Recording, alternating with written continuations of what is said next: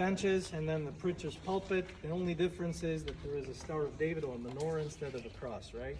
But then there is a women's section and the men's section. Originally, there was no sexual segregation in Judaism. People said differently, unlike today. Yeah. Modern tradition comes from us hanging around Muslims for much too long. Wow. Please note, there is a bench all around. Wow.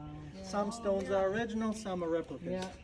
People came in as families. They sat together as families. Husband and wife together, kids on the floor. How do I know this?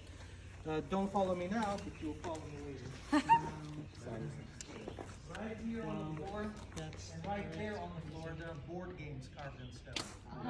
People were rolling dice and moving the pawns, playing board games while the adults were busy.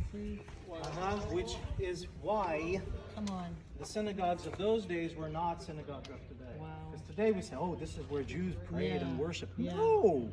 Back then, the temple was in Jerusalem. And you pray and worship in the temple. This is not a temple. Yeah. This is a communal center. It's a town hall, if you like. And you come here for whatever reasons.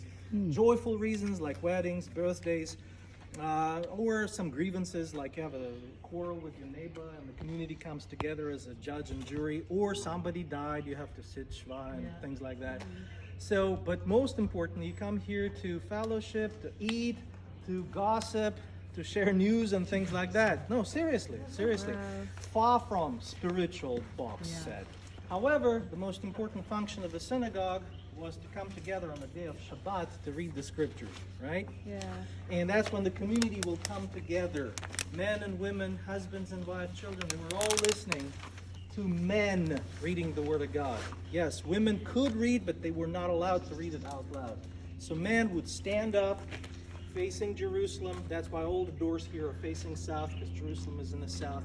They'll read it out loud in Hebrew, then they will roll up the scroll, sit down, and then they will teach the Word of God to the congregation. Usually the honor goes to the guest of honor. That's why it was Jesus' custom, because he was a guest of honor most of the times. And now